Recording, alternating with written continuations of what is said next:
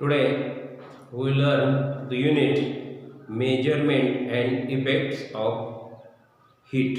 Which sources do you get heat from and how heat is transferred? Which effects of heat do you know?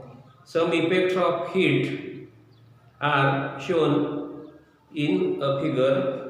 What are the types of them? म्हणजे या ठिकाणी आपल्याला उष्णतेचे मापन व परिणाम हा घटक अभ्यासायचा आहे.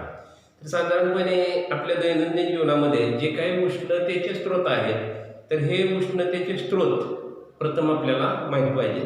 म्हणजे विविध प्रकारच्या गरजा पूर्ण करत असताना आपण वेगवेगळ्या प्रकारची उष्णता ऊर्जा वापरत असतो. तर साधारणपणे मागील इयत्तांमध्ये सुद्धा उष्णता हा भाग या अगोदर तुम्ही अभ्यासलेला आहे. तर तापमान आणि तापमानाच्या संदर्भात प्रवाहित होणे वस्तूचे तापमान किंवा जसं आपण धातूंच्या संदर्भात धातू हे विद्युत धारा किंवा उष्णतेचे सुवाहक असतात.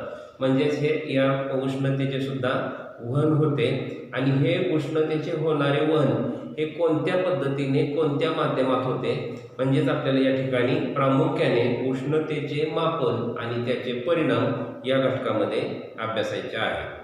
तर सुरुवातीला various effects of heat. Various effect of heat.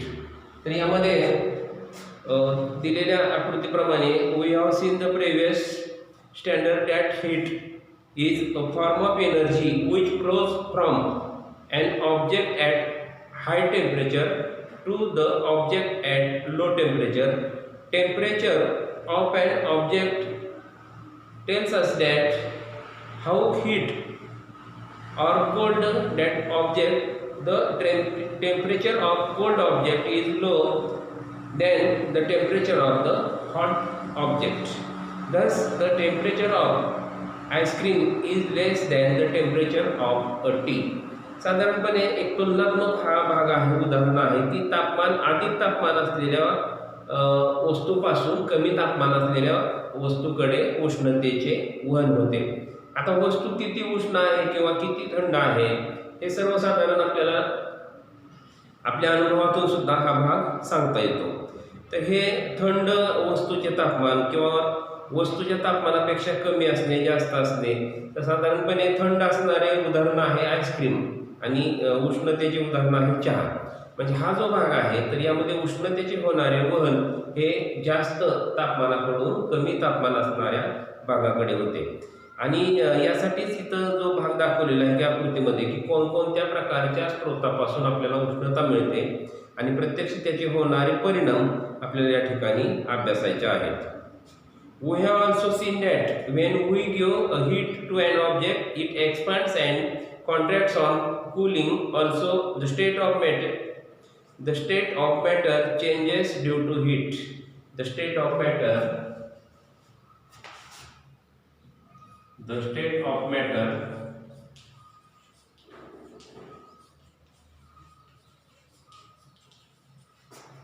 changes due to heat. म्हणजे पदार्थाला उष्णता दिल्यानंतर त्या पदार्थाच्या अवस्था बदलतात. साधारणपणे ज्याला आपण अवस्थांतर म्हणतो. State of matter changes due to heat. The unit of heat in SI system is joule and while that in Celsius system we know it unit is calorie. 1 calorie is equivalent to 4.18 joules. 1 calorie heat is the heat required to increase the temperature of 1 gram of water through 1 ounce Celsius. The temperature increases from 1 gram water about 1 ounce Celsius. म्हणजे हा जो भाग आहे हे उदाहरण दाखल आहे की आपल्याला ज्यावेळेस आपण प्रत्यक्ष तापमान मोजतोय तर उष्णतेच्या SI पद्धतीतील एकक जूल आणि CGS मधील कॅलरी. तर 1 कॅलरी 4.18 जूल हे त्याचं प्रमाण आहे आणि 1 ग्रॅम पाण्याचे तापमान 1 अंश सेल्सिअसने वाढवण्यासाठी 1 अंश सेल्सिअस 1 कॅलरी एवढी उष्णता किंवा एवढ्या ऊर्जेची आवश्यकता असते. म्हणजे उदाहरण दाखल आहे हे 1 ग्रॅम पाणी किंवा 1 अंश सेल्सिअस हे साधारणपणे आपल्याला किती प्रमाणाची गरज आहे हा एक भाग या ठिकाणी महत्त्वाचा आहे. आणि आपल्याला माहीतच आहे की आपल्या दैनंदिन जीवनामध्ये जेवढ्या प्रमाणात आपल्याला ऊर्जेची आवश्यकता असते किंवा ज्याला आपण उष्णता म्हणतोय तर ही उष्णता आपल्याला किती आवश्यक आहे, किती उपलब्ध आहे, तर हा भाग सर्वसाधारण पाहिला जातो, अभ्यासला जातो. Then at first we see sources of heat.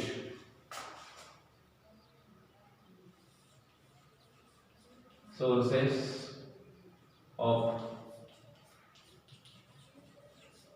heat. First source is sun.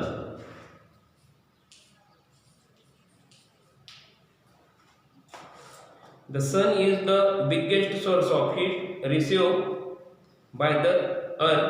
A large amount of heat is generated due to the nuclear fusion taking place in the center. In this process, the hydrogen nuclei fuse together to form a helium nuclei, generating heat in a process.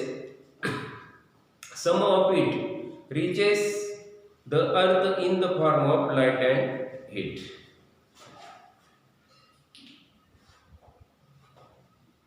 Heat reaches in the form of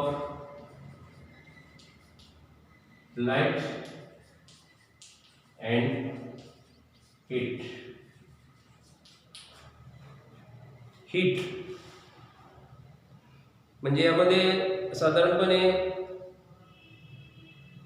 the sun is the biggest source of heat receive by earth. म्हणजे सर्वसाधारणपणे एक हा नैसर्गिक स्रोत आहे आणि याच्यापासून उपलब्ध होणारी जी ऊर्जा आहे, उष्णता आहे, ही सर्व प्रमाणात सर्वत्र आणि मुबलक प्रमाणामध्ये उपलब्ध होते.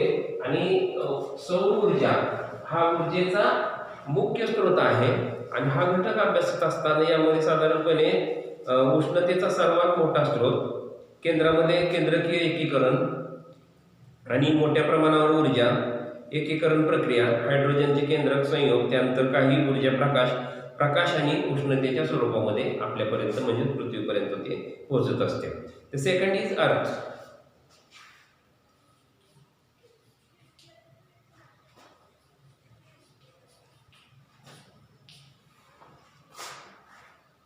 As the temperature at the center of earth is high, the earth is also source of heat. The heat is called geothermal energy. The heat is called geothermal energy.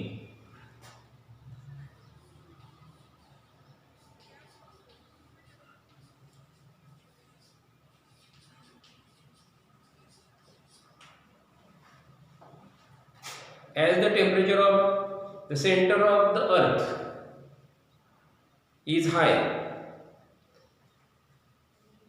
the earth is also source of heat. म्हणजे यामध्ये पृथ्वीच्या केंद्रातील जर तापमान अधिक असेल तर पृथ्वी हा देखील एक प्रकारे तो उष्णतेचा स्रोत ठरतो. या उष्णतेला भूऔष्णिक ऊर्जा असे म्हणतात. भूऔष्णिक ऊर्जा, जिओथर्मल एनर्जी. भूऔष्णिक ऊर्जा, भूऔष्णिक ऊर्जा, जिओथर्मल एनर्जी. त्यानंतर chemical energy. Third is chemical energy.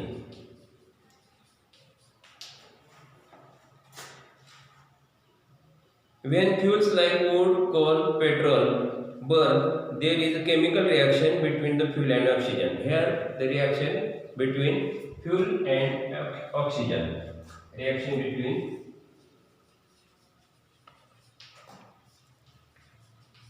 fuel and oxygen. Here the reaction between fuel and oxygen, heat is generated in this reaction. म्हणजे साधारणपणे रासायनिक ऊर्जा हा जो भाग आहे तर यामध्ये लाकूड, कोळसा, पेट्रोल या इंधनांच्या ज्वलनामध्ये इंधनाची ऑक्सिजन बरोबर रासायनिक प्रक्रिया घडून येते.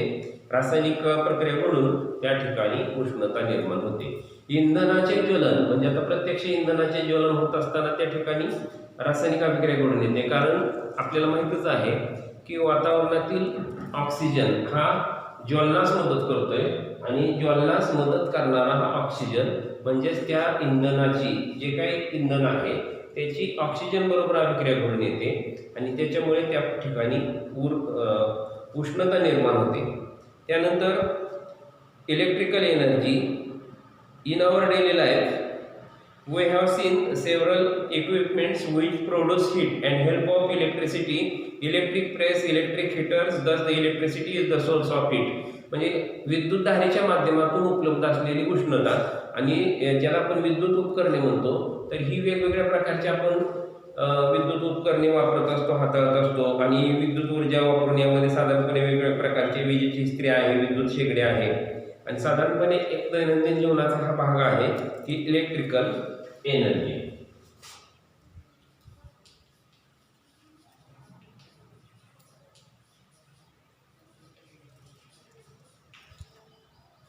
म्हणजे याप्रमाणे आपल्याला एक एक भाग या ठिकाणी अभ्यासायचा आहे. म्हणजे सुरुवातीला उष्णतेचे जे स्रोत आहेत, sources of heat, first is sun, second earth, then chemical energy and then electrical energy. म्हणजे याप्रमाणे सूर्य, पृथ्वी, रासायनिक ऊर्जा आणि विद्युत ऊर्जा. तर याप्रमाणे एक एक भाग आपण त्यानंतर आणखी काही ऊर्जेचे स्रोत आहेत, atomic energy and last is air. Atomic energy and air.